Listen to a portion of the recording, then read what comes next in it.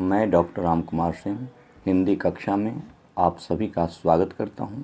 आज मैं केंद्रीय माध्यमिक शिक्षा बोर्ड दिल्ली द्वारा कक्षा 10वीं कोर्स अ के लिए निर्धारित पाठ्यपुस्तक क्षितिज भाग 2 के काव्यखंड सूर्य के पद के बचे हुए शेष प्रश्नों का प्रश्नोत्तर पर प्रकाश डाल रहा हूं। आप सभी एकाग्रता एवं तल्लीनता के साथ सुनेंगे। इस पाठ का अगला प्रश्न है, गोपियों ने अपने वाक् चातुर्य के आधार पर ज्ञानी उद्धव को परास्त कर दिया। उनके वाक् चातुर्य की विशेषता बताएं। उत्तर है, गोपियां श्री कृष्ण की याद में केवल रोती तड़पती ही नहीं अपितु मुस्कुराती भी हैं। वे उद्धव पर व्यंग करती हैं। उद्धव को अपने निर्गुण ज्ञान पर बहुत अभिमान था, परंतु गोपियों ने अपने वाक् चातुर्य से उन्हें परास्त कर दिया। उनके वाक् चातुर्य की कुछ विशेषताएं इस प्रकार हैं। पहला है, गोपियां तर्कशील हैं। उनके तर्क अकाट्य हैं तथा वे अपने तर्कों के बल पर उद्धव की बोलती बंद कर देती हैं। दूसरा है, गोपियां निर्भीक हैं तथा वे किसी की बात को कहने में झिझकती नहीं हैं। अगला है, गोपियों की वाणी में छिपा व्यंग्य बहुत प्रभावशाली है, जिससे वे अपने वाक् चातुर्य को धारदार बना देती हैं। गोपियाँ उद्धव को बरभागी कहकर अपने कथन में व्यंग्य एवं वक्रोक्ति का ऐसा मिश्रित रूप प्रस्तुत करती हैं कि योग के पंडित उद्धव निरुत्तर हो जाते हैं। अगला प्रश्न है, संकलित पदों को ध्यान में रखते हुए सूर्य के भ्रमर गीत की मुख्य विशेषताएं बताइए। उत्तर है, संकलित पदों के आधार पर सूर्य के भ्रमर गीत की मुख्य विशेषताएं निम्नलिखित हैं। पहला है, भ्रमर गीत प्रसंग में सूरदास ने गोपियों के मुख से सगुन का मंडन और उद्धव के निर्गुण का खंडन किया है। दूसरा, गोकुल में उद्धव का आदर सत्कार तो हुआ, लेकिन उनके ज्ञान मार्ग और योग साधना की बातें सरल हृदय वाली गोपियां को कड़वी लगती हैं। अगला है, भ्रमर गीत में गोपियों के प्रेम की तन्मयता का साकार चित्र प्रस्तुत हुआ है।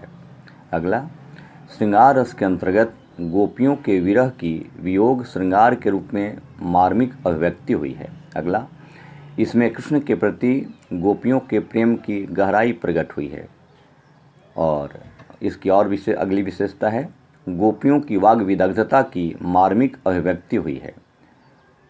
अगली विशेषता है, कृष्ण और गोपियों का प्रेम सहज मानवीय प्रेम की प्रतिष्ठा है। इस पाठ से जुड़े हुए और प्रश्न हैं। अगला प्रश्न, गोपियों ने उद्धव के सामने तरह तरह के तर्क दिए हैं। आप अपनी कल्पना से और तर्क दीजिए। उत्तर होगा, गोपियों ने उद्धव के सामने तरह तरह के तर्क दिए हैं। हम अपनी कल्पना से और तर्क दे सकते हैं। जैसे, कृष्ण पर अपने मित्र उद्धव का गहरा प्रभाव पड़ा, इसलिए वे प्रेम के स्थान पर निर्गुण योग की बातें करने लगे। अगला है, कृष्ण का प्रेम एकनिष्ठ नहीं है, वे भौरे की तरह हैं, जहाँ रस देखा वहीं ठहर गए। अगला है, निर्गुण ब्रह्म की उपासना हम गोपियों के लिए असंभव है। अगला, कृष्ण का प्रेम अब हमारे प्रति नहीं है, वे तो कुब्जा के वश में हैं। तो यह रहा, गोपियों ने उद्धव के सामने तरह तरह के तर्क दिए हैं और ये अपनी कल्पना से ये 4-5 तर्क और हो सकते हैं। अगला प्रश्न, उद्धव ज्ञानी थे, नीति की बातें जानते थे। गोपियों के पास ऐसी कौन सी शक्ति थी जो उनके वाक् चातुर्य में मुखरित हो उठी है। उत्तर है, उद्धव ज्ञानी थे, वे नीति की बातें जानते थे, इसलिए वे ज्ञान की बातों से गोपियों को प्रभावित कर सकते थे। पर गोपियों के पास श्री कृष्ण के प्रेम की शक्ति थी जो उनके वाक् चातुर्य में मुखरित हो उठी। श्री कृष्ण के प्रति गोपियों की एक निष्ठ तथा दृढ़ विश्वास था, तभी वे भिन्न भिन्न तर्क देकर उद्धव को परास्त कर सकीं। अगला प्रश्न, गोपियों ने यह क्यों कहा है कि हरि अब राजनीति पढ़ाए हैं? क्या आपको गोपियों के इस कथन का विस्तार समकालीन राजनीति में नज़र आता है, इस पर प्रकाश डालिए। तो इसका उत्तर है, गोपियों के अनुसार श्री कृष्ण जब ब्रज में रहते थे तब वे अपने मित्र ग्वाल बाल व गोपियों से मिलते थे, लेकिन जब वे मथुरा गए हैं तब से राजकाज को संभालने के कारण उन्होंने राजनीति के सभी दांव पेच सीख लिए हैं। उद्धव द्वारा योग संदेश भेजना भी उनकी कूट राजनीति का एक अंग है।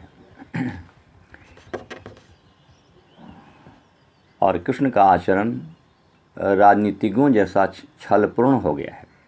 आज के राजनेता की कथनी और करनी में पर्याप्त अंतर है।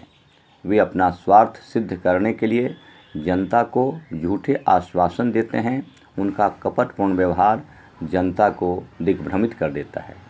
तो यह रहा सूर्य के पद के शेष बचे हुए प्रश्नों का उत्तर।